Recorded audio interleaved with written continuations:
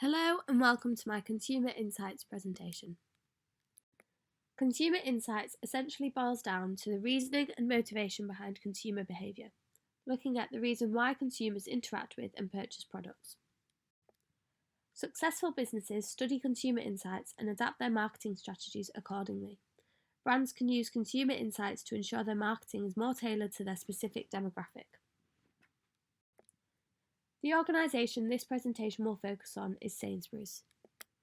Sainsbury's was founded by John James Sainsbury in 1869 with a shop on Drury Lane. It has gone on to become one of the leading supermarkets in the UK.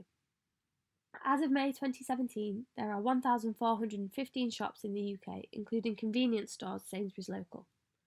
The Sainsbury's brand has developed subdivisions including Sainsbury's Bank, Sainsbury's Cafe, Chew, their clothing range, and Sainsbury's Home. As well as selling a huge variety of branded food products, Sainsbury's produce their own branded food products, which are exclusive to Sainsbury's stores. The 2017-2018 financial year saw a 9% profit increase for the brand.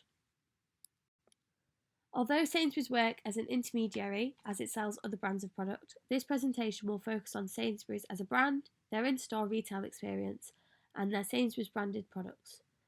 The same applies to the competitor brand. The competitor brand I will be looking at for this presentation will be Asda. Like Sainsbury's, Asda is an intermediary supermarket in the UK. Originally based in the north of England, the company was founded in 1949 and after a rise of popularity in the 70s and 80s is now one of the UK's largest supermarkets. In 1999, Asda was purchased by Walmart, the world's largest retailer. Similarly to Sainsbury's, Asda has a number of brand subdivisions, including Asda Living and George.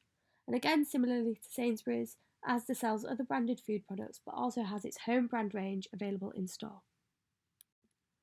Although a merger of these two brands was discussed in early 2018, it has since been abandoned in 2019, meaning the two brands will be independent and thus competitors for the foreseeable future. The UK supermarket market is a highly saturated market space. The top four market shareholders, also known as the Big Four, are Tesco, Asda, Sainsbury's and Morrisons. But in recent years, discount stores Aldi and Lidl have been enjoying an increase in profits and changing the marketplace. Sainsbury's was the dominator of the market for most of the 20th century, but in 1995, Tesco overtook them to become the new market leader.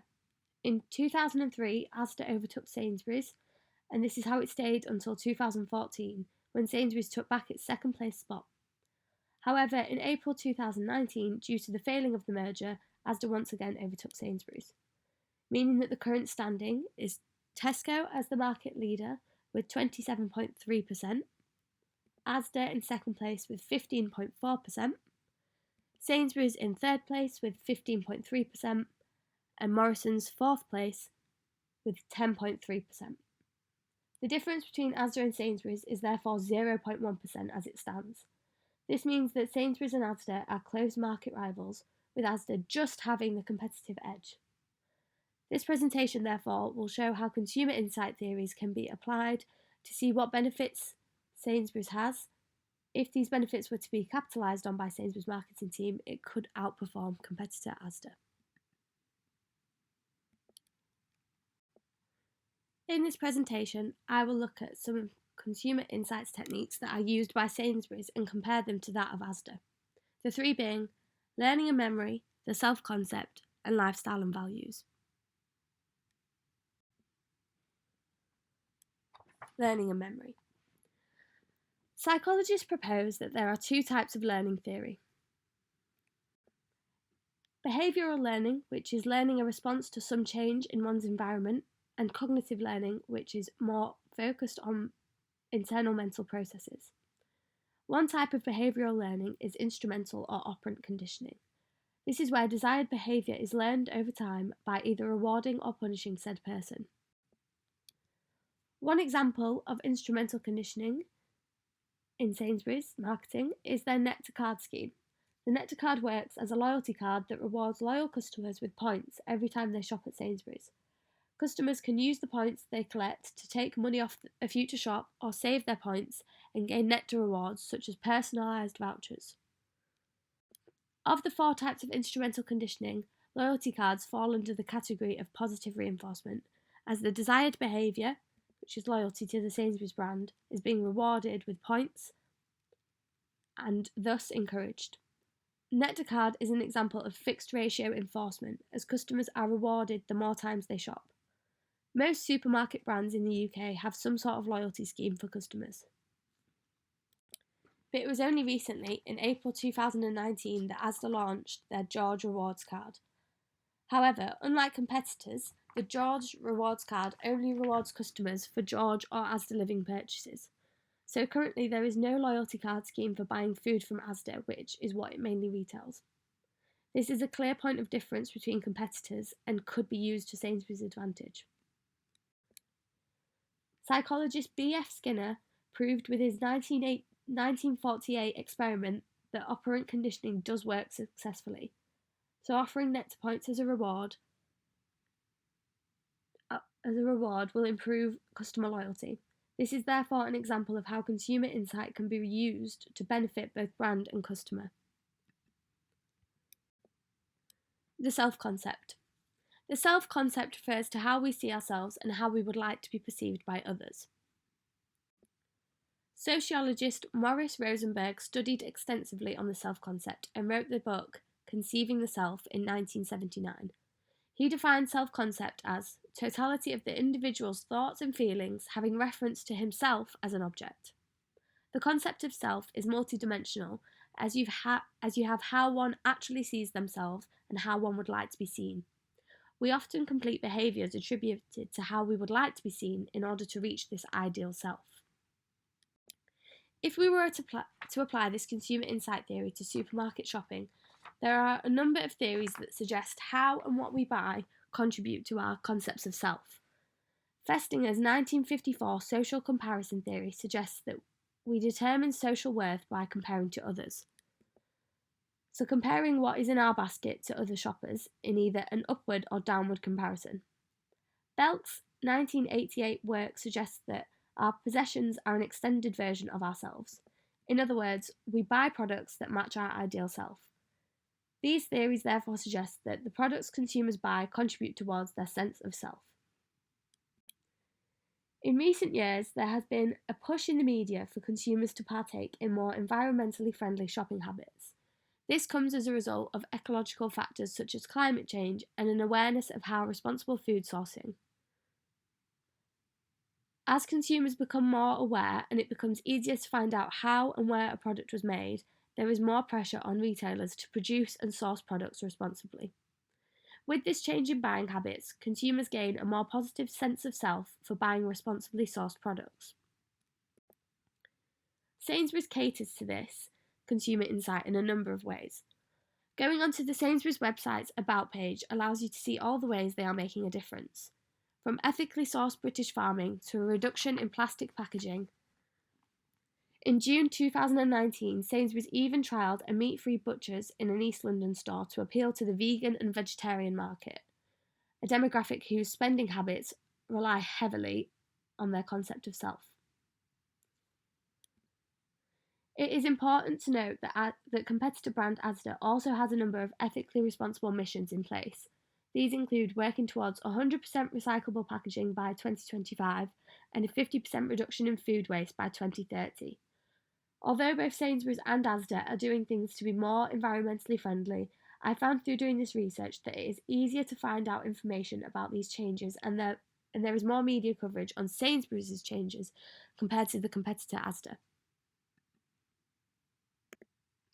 A change towards being more environmentally friendly can be seen across all retailers, not just supermarkets. A good example of this is the pressure on supermarkets to reduce plastic waste. This shift comes directly from consumer demand. Buying ethically sourced products improves consumers' self-concept in a positive way and is a step towards becoming their ideal self. Therefore, they are inclined to shop in this way. Lifestyle and values.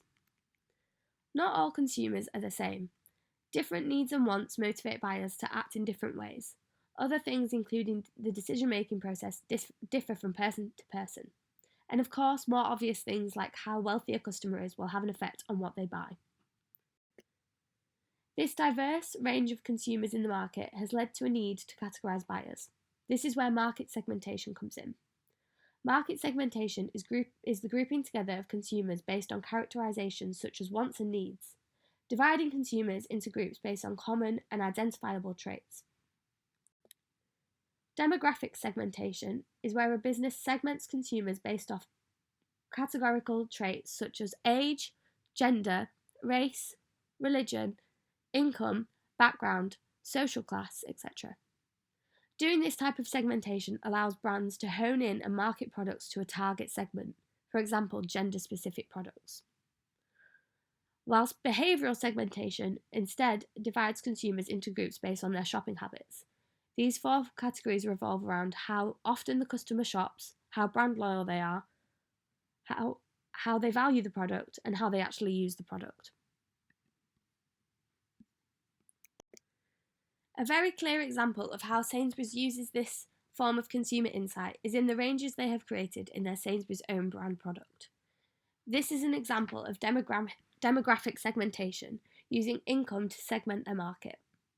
These 3 Sainsbury's products are all mature cheddar cheese, but they are designed to cater to different segments. Sainsbury's Basics is a range that is low-end and cheap, products that are targeted to people with less income.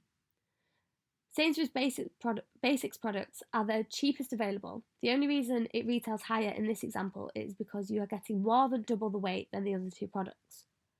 The middle image shows the By Sainsbury's range, which is mid-range and therefore mid-price.